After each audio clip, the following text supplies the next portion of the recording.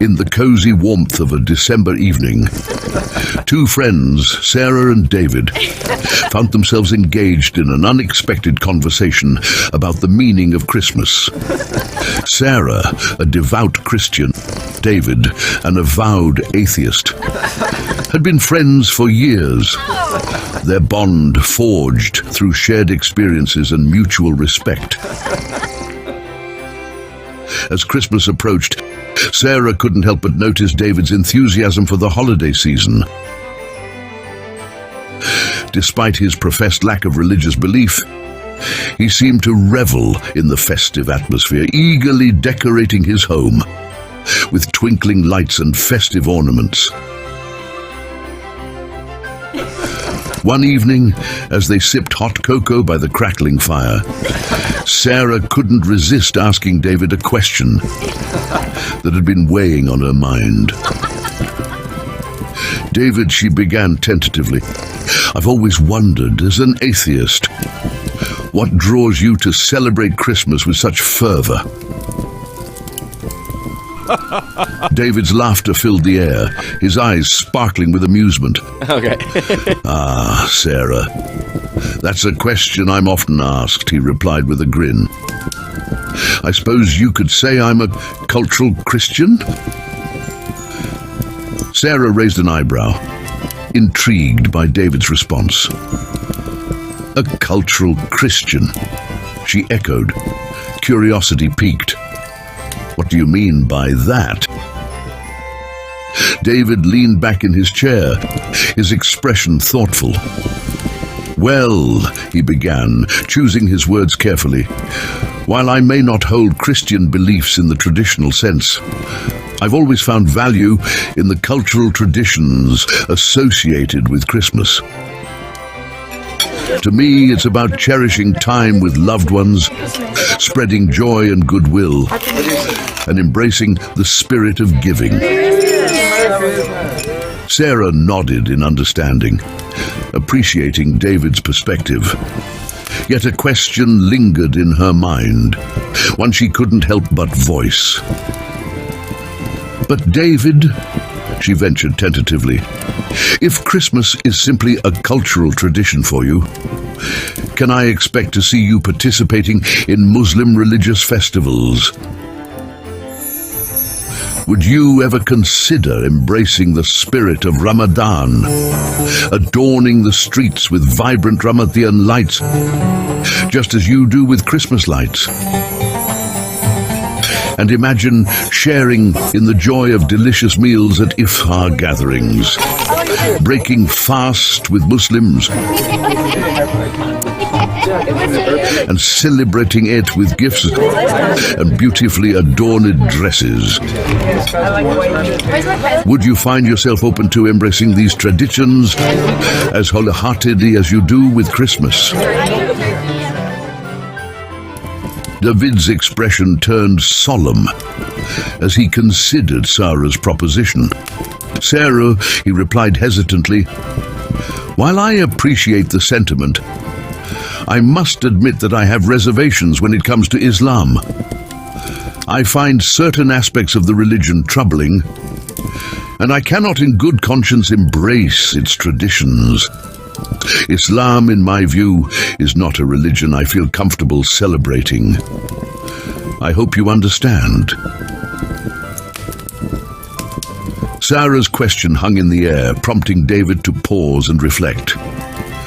"David," she began, her voice gentle yet probing, "if you're willing to celebrate Christmas, which is deeply rooted in a religious belief, the birth of Jesus, even though you're an atheist, then why not approach Ramadan and Eid in the same way?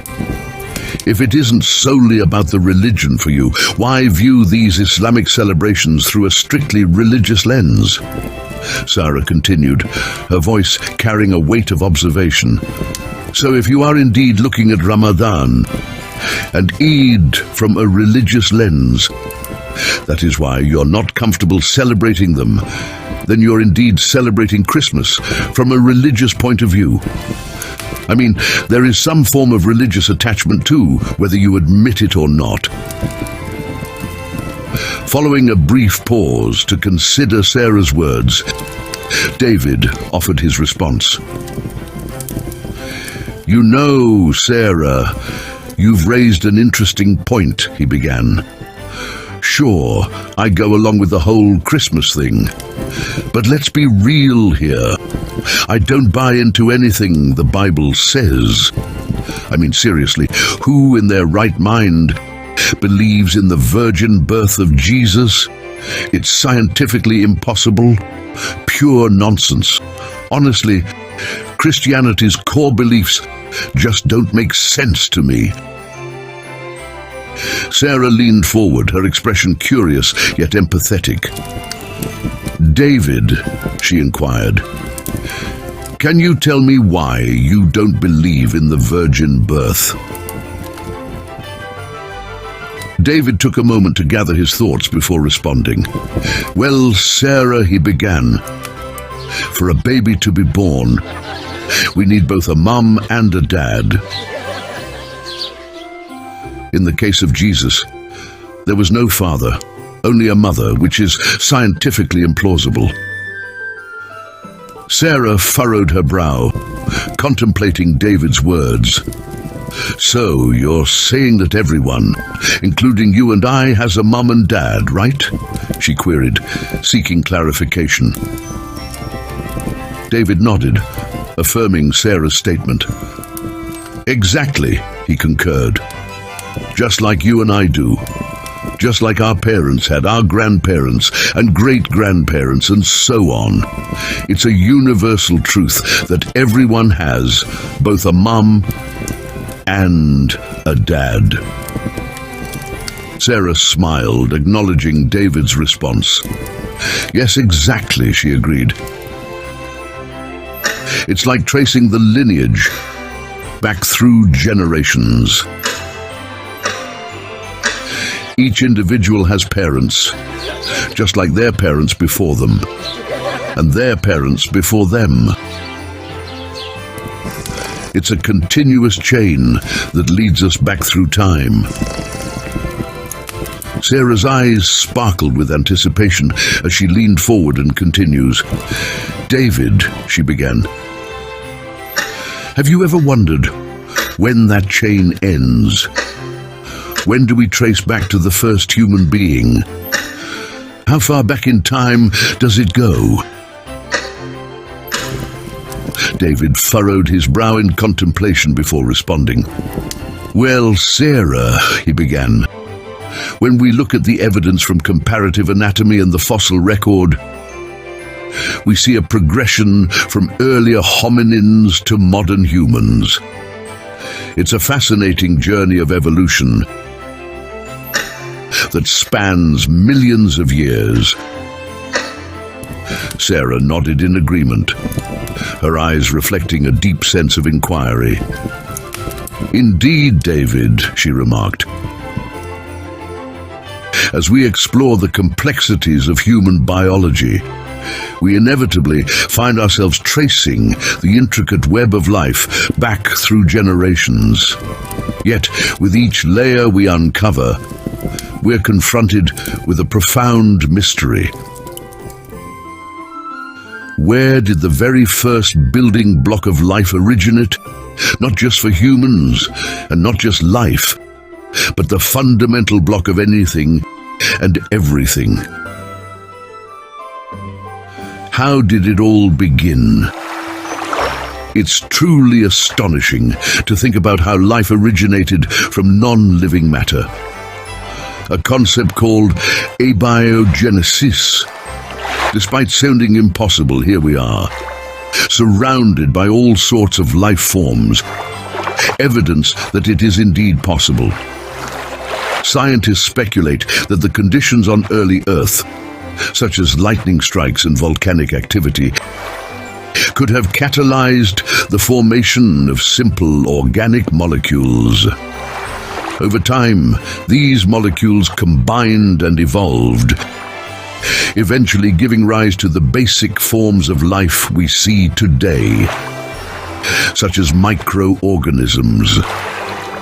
It's a striking testament to the astounding phenomenon that life originated from non-life.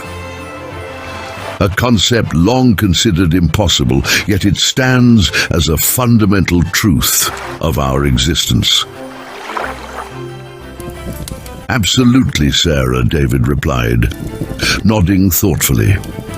I agree with you on that point. It's fascinating how natural processes have played such a crucial role in the origin and evolution of life. From the formation of simple organic molecules to the emergence of complex organisms, it's all about the inherent mechanisms of nature at work. I don't think it was the intervention of a divine entity like God. Rather, it's the result of the intricate and often unpredictable interactions of natural forces over vast periods of time.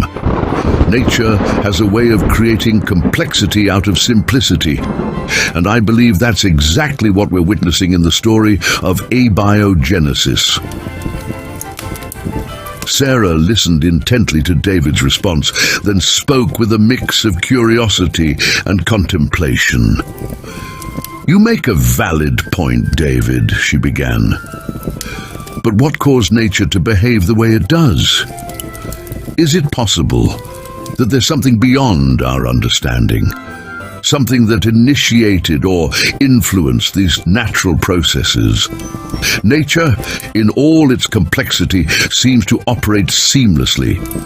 Yet the question of its origin and continuous activity remains unanswered. It's remarkable how everything in the universe, from the tiniest particle to the grandest celestial bodies, follows precise laws and patterns without faltering. Even when it seems like something has gone wrong, it often leads to unexpected outcomes, as we've seen with the emergence of life from seemingly chaotic conditions. And when we consider the vastness of space and the intricate dance of celestial bodies, it's awe-inspiring to think that everything operates with such precision and harmony. But why is that the case? Why do the laws of physics remain constant? And why does everything seem to unfold according to a predetermined order? Like, why do planets never spin faster or in opposite directions? Why do they maintain their orbits without colliding with each other? These examples highlight the remarkable consistency and orderliness observed in the cosmos. These are questions that may never have definitive answers, yet they invite us to ponder the mysteries of the universe and our places within it. It's a miraculous feat, yet logically true at the same time. While one might call it a miracle, it remains a scientific truth that cannot be refuted. The emergence of life from non-life matter is both scientifically sound and awe-inspiring, blurring the lines between the natural and the miraculous. As Sarah's words lingered in the air, she added another layer to her argument. Yet, as you ponder this journey, she continued, you come to a startling realization. The chain of ancestry must ultimately end somewhere. There has to be a point where we reach the origin, the beginning of everything, beyond which no further explanation is possible. Sarah added thoughtfully, everything we know, everything we are, dates back to the Big Bang. It's where it all started, where everything came into being. The fundamental blocks of existence, they too emerged with the Big Bang.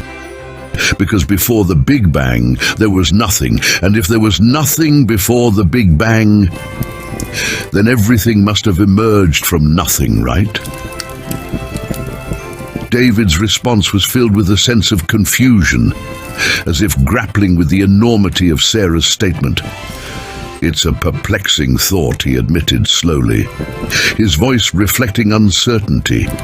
If indeed there was nothing before the Big Bang, then the emergence of everything from nothing seems to be the logical conclusion. Sarah's response was thoughtful, her words laced with a sense of inquiry. "Consider this," she began. "If we entertain the idea that everything emerged from nothing with the Big Bang, then why does the concept of the virgin birth of Jesus seem so implausible?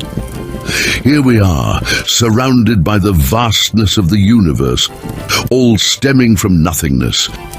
So why is it difficult to accept the notion of something as miraculous as the virgin birth?" Sarah continued, her inquiry deepening as she delved into the complexities of the subject. "Furthermore," she added, "just because science cannot achieve something does not automatically make it impossible. After all, we see the evidence of things coming into existence, of life flourishing from nothingness, yet science remains incapable of replicating such phenomena. For science to truly create something from nothing, it would have to create an environment of absolute nothingness, a concept so difficult to grasp that even imagining it challenges our understanding. Is nothingness even a conceivable state? And if not, then how can science claim it understands everything that exists, including the miraculous nature of the virgin birth?" She paused, allowing her words to settle in the air, a reminder of the limitations of what humans can understand and what science can explore. David responded with a hint of skepticism, his thoughts swirling with contemplation. "While your analogy is intriguing," he began, "and the idea of something emerging from nothing certainly challenges our understanding of the universe, it's important to consider that the concept of the Big Bang may not cover everything about existence. There could be parts of existence we don't know about yet, like other dimensions or states that were around before or outside of the Big Bang." He paused, pondering the complexities of cosmology and the limits of human knowledge. "Perhaps," he continued thoughtfully, "the notion of something existing before the Big Bang is not as far-fetched as it seems. After all, the universe is vast and mysterious, and our understanding of it is constantly evolving. We must remain open to the possibility that there are truths yet to be discovered, beyond the confines of our current understanding." Sarah responds with a kind smile, acknowledging David's openness to considering new possibilities in cosmology. "So, David, it sounds like you're suggesting that we should also be open to the possibility of scientific explanations behind phenomena like the virgin birth," she muses gently. "Just as we acknowledge the vastness and mystery of the universe, we should remain open to the idea that scientific reasoning may shed light on aspects of our beliefs that we don't yet fully understand. Our understanding of the world is indeed constantly evolving, and being open-minded to new discoveries is an important part of that journey, wouldn't you agree?" Sarah continues with a kind smile, gently adding, "Who knows, David? Perhaps one day we might uncover a scientific explanation behind the virgin birth as well." However, for me personally, as a believer, I associate such miracles to the all-powerful and all-capable nature of God. While science may provide insights into the natural world, there are aspects of faith and spirituality that transcend scientific explanation. It's the beauty of having a belief system that accommodates both scientific inquiry and spiritual understanding, allowing us to explore the mysteries of the universe with open hearts and minds. Sarah's response carried a definitive tone, reflecting her unwavering conviction in her perspective. "It all comes back to the fundamental argument," she asserted, her voice resolute.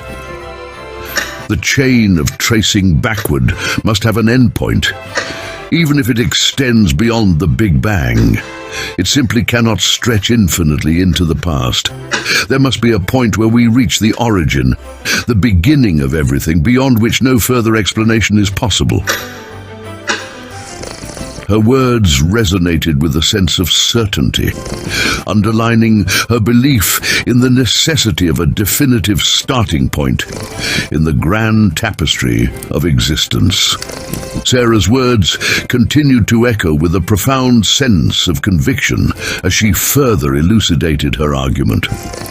"Moreover," she added with a determined tone, "there must be something that initiated everything, something that wasn't brought into existence itself. If it had a beginning too, then the sequence would never end. There has to be an entity that wasn't caused by anything else, a primary catalyst, an original source." Her words carried a weight of certainty, as if she had touched upon a fundamental truth that transcended the bounds of human understanding. Sarah's argument gained momentum as she emphasized the necessity of an uncreated creator. "Without this original source," she continued with conviction, "nothing would have existed. There would be no existence at all. No universe, no life, no reality as we know it. It is this uncreated source from which all existence emanates, the very foundation upon which the fabric of reality is woven." Her words carried a sense of profound significance, highlighting the pivotal role of this uncaused first cause in the grand tapestry of existence. Sarah's argument continued to unfold with logical coherence. "If this uncreated creator has the power to bring everything into existence," she added emphatically, "then why would it be impossible for such a creator to facilitate the virgin birth? If the entire reality is created by something that created everything but itself wasn't created, if that something was the origin of everything, but was not itself originated, then surely the possibility of the virgin birth could fit within its abilities." Her words carried a compelling rationale, highlighting the potential capabilities of an uncreated creator. Sarah's voice held firm conviction as she expressed her beliefs. "I refer to this uncreated creator as God," she stated with certainty, "but you're free to call it whatever you wish, or even choose not to believe in it at all. However, I'm convinced that there is something, and for me that something is God, omnipotent, capable of all things. I cannot fathom that things could originate from nothing." Her words conveyed her unwavering faith in the existence of a higher power. David nodded thoughtfully, acknowledging the soundness of Sarah's reasoning. "You make a compelling argument," he admitted, a sense of agreement evident in his tone. "Perhaps there is indeed something beyond our current understanding, something that transcends the limits of our comprehension." As their conversation drew to a close, Sarah and David found solace in the realization that despite their differing beliefs, they shared a common appreciation for the mysteries of existence. With renewed understanding and respect for each other's perspectives, they embraced the spirit of unity and friendship that Christmas, Ramadan, and Eid symbolized.